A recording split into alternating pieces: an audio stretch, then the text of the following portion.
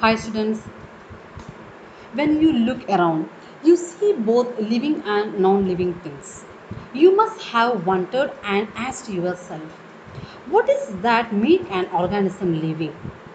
Or what is it that an inanimate thing does not have which a living thing has? The answer to this is the presence of the basic unit of life, the cell in all living organism. The cell in all living organism. All organism composed of cell. All living organism composed of cell. Some are composed of single cell, that is known as unicellular organism, and some are composed of more cell, that is known as multicellular organism.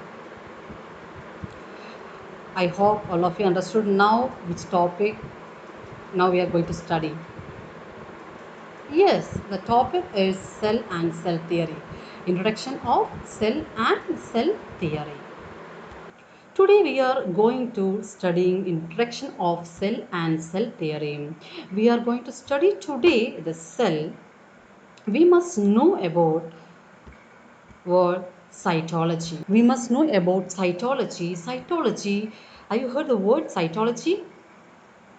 Okay. Cytology that comes from Greek word ketos. What? Ketos. It means cell and logos means study. And coming to these both words, you will get cell study. Yes, we are studying which one? Cell. Okay, we are going to study the cell. All living organisms are composed of repeated structural units called cell. The word cellular means hollow cavity, and the cellula, that is Latin word for the cell. The cellula is the Latin word for the cell, which means hollow cavity. Now we are discussing about the discovery of cell. Cell was discovered in 1665 by the English inventor and scientist Robert Hooke. So who first discovered the cell? Robert Hooke. Okay. Robert Hooke discovered hollow cavities in a thin slice of core under his light microscope, and he gave the term cell. First, the cell word that is coined by Robert Hooke. Actually, the Robert Hooke seen only the outer covering of the cell wall. Outer covering of the cell wall. Cell, that is cell wall. Okay. At the same time, Anton von Leeuwenhoek is also observed in cell. He was observed the first living cell in blood, rainwater, etc. through his developed microscope. He was observed the first living cell in blood, rainwater, and etc. through his developed microscope. Is it clear? So, first living cell that discovered by Anton von Leeuwenhoek, and the cell is discovered by Robert Hooke. Is it clear? Robert Brown later discovered the nucleus. The invention of the microscope and its improvement leading to the electron microscope revealed all the structural details of the cell. So, what is cell? Cell is the fundamental structural and functional unit of all living organisms. What? Cell is the fundamental structural and functional unit of all living organisms. All living organisms are composed repeated structural unit of cell. Actually, it is the building block of all living organism. Just like in our building, that the small bricks it's make it just strong, build together, then after it get a word building.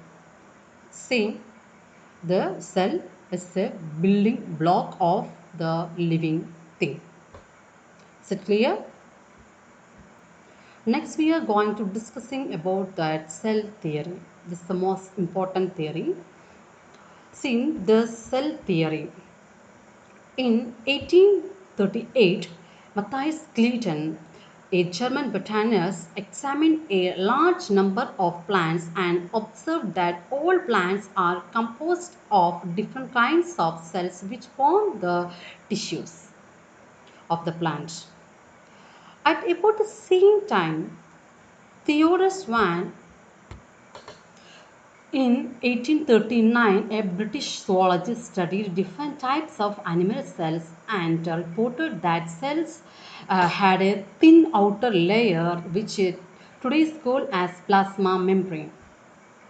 He is also concluded, based on his studies on the plant tissues, that the presence of cell wall is a unique character of the plant cells. On the basis of this, Swans proposed the hypothesis that bodies of animals and plants are composed of cells and produce cells. Sorry, product cells. Sleeden and Swan together formulated the cell theory. This theory, however, did not explain as to how new cells were formed. Rudolf Virchow in 1855 first explained that cells divided and new cells are formed from pre-existing cells. He modified the hypothesis of Sleeden and Swan to give the cell theory a final shape. Cell theory, as understood today, is all living things are composed of cells. All living things are composed of cells. The cell is the structural and functional unit of cells, of things, living things. All cells comes from the division of pre-existing cells. Once again repeat. All living things are composed of cells. The cell is the structural and functional unit of living things. All cells comes from the division of pre-existing cells. This is the cell theory.